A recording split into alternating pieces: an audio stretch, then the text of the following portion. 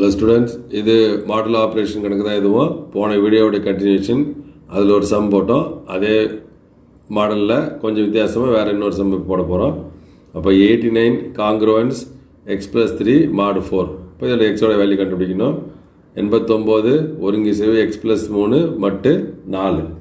இப்போ வழக்கம் போல் நம்ம என்ன பண்ணுறோம், 89 மைனஸ் x+3 இது வந்து divisible by 4.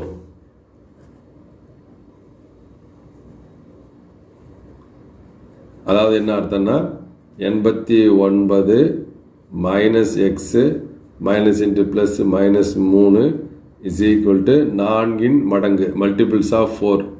இப்போ 4k இல்லை 4 என்ன வச்சுக்கலாம், மல்டிபிள் ஆஃப் 4 போட்டாச்சு. இப்போ இதிலேருந்து 89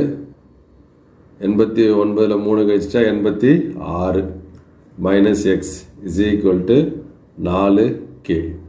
இப்போ எக்ஸுக்கு நம்ம என்ன மிகச்சிறிய மதிப்பு லீஸ்ட் வேல்யூ போட்டால் அது 4 மல்டிபிள்ஸாக இருக்கும் அப்படின்னு நம்ம பார்க்குறோம்.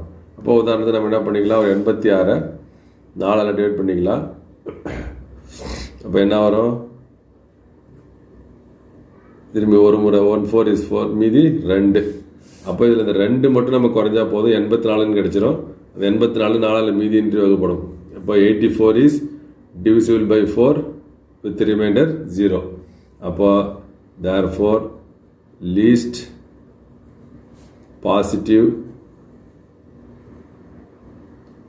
value of x is 2.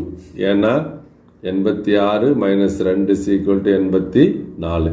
இந்த 84 4ஆல் வகுப்படும். 84 is divisible by 4. Therefore, the least positive value of x is 2. This is the answer.